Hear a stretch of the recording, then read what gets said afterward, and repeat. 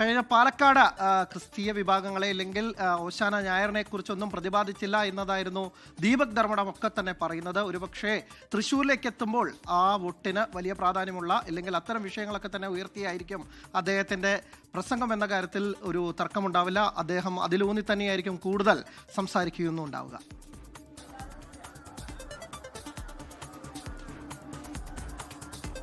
അനിൽ പ്രഭിത, ഇതാ അല്പസമയത്തിനുള്ളിൽ തന്നെ നരേന്ദ്രമോദി തൃശ്ശൂരിലേക്ക് എത്താൻ പോവുകയാണ്. കുറ്റനെല്ലൂരിലാണ് അദ്ദേഹം ഹെലികോപ്റ്ററിൽ ഇറങ്ങുക. അതിനുശേഷം പിന്നീട് ഈ സ്വരാജ് റോഡിലേക്ക്, ഈ പ്രദേശത്തേക്ക് അദ്ദേഹം വരികയാണ്. അതിലുള്ള എല്ലാ ഒരുക്കങ്ങളും പൂർത്തിയായിരിക്കുന്നു. പക്ഷേ ഇവിടെ അദ്ദേഹത്തിന്റെ പ്രസംഗമില്ല, റോഡ് ഷോ മാത്രമാണ് ഉള്ളത്. ഏകദേശം 900 മീറ്റർ ആണ് ഈ ദൂരമുള്ളത്. ഈ 900 മീറ്ററിലാണ് അദ്ദേഹത്തിന്റെ റോഡ് ഷോ ഇപ്പോൾ അറേഞ്ച് ചെയ്തിരിക്കുന്നത്. ഇതാ നമുക്ക് കാണാം, അക്ഷമരായി കാത്തു നിൽക്കുന്ന ഒരുപാട് പ്രവർത്തകരെ കാണാം. അവരൊക്കെ ഒരുപാട് സമയമായി ഇവിടെ വന്നിട്ട്, ഇപ്പോൾ വെയിലൊന്നും എല്ലാം തന്നെ കവച്ചു വെച്ചുകൊണ്ട് തന്നെ അവരൊക്കെ കുറേ സമയമായി ഇവിടെ കാത്തു നിൽക്കുന്ന ഒരു കാഴ്ചയുണ്ട്. ഈ 900 മീറ്ററിലാണ് അദ്ദേഹത്തിന്റെ റോഡ് ഷോ ഉള്ളത്. അത് തുറന്ന ജീപ്പിൽ, ആ സമയത്ത് ഇവിടുത്തെ NDA സ്ഥാനാർത്ഥിയായിട്ടുള്ള പത്മജ വേണുഗോപാൽ ആ വാഹനത്തിൽ ഉണ്ടാകുമെന്നുള്ളതാണ് നമ്മൾ പ്രതീക്ഷിക്കുന്നത്.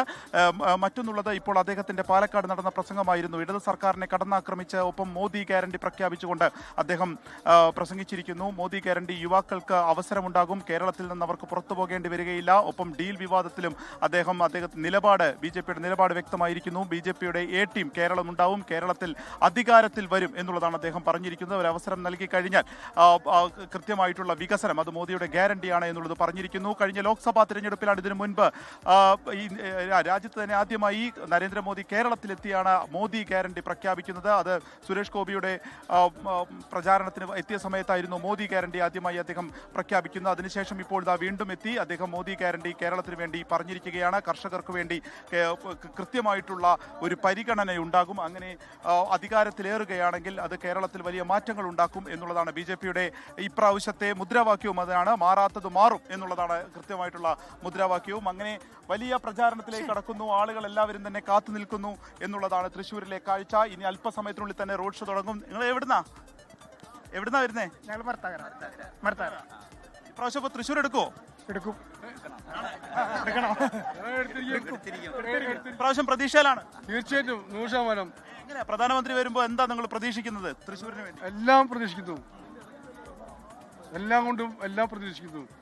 UDFന്റെ കയ്യിലുള്ള ഒരു സ്ഥലമാണല്ലോ, അപ്പൊ അതെങ്ങനെയാ, അത് മാറുമോ? അതൊക്കെ ഒരുപാട് മുൻപ്, ഇപ്പൊ മാറി, കാലം മാറി, മാറാത്ത വീണ്ടും മാറും.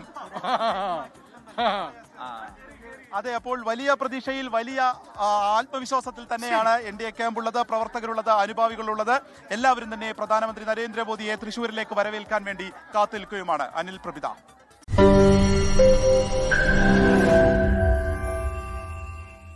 ലോകത്തെവിടെയായാലും ഏത് സമയത്തും 24 വാർത്തകളും ഓഗ്മെന്റഡ് റിയാലിറ്റി പാക്കേജുകളും എക്സ്പ്ലെയിനറുകളും വിശദമായി കാണാൻ ഞങ്ങളുടെ YouTube ചാനൽ നിങ്ങൾക്ക് സബ്സ്ക്രൈബ് ചെയ്യാം.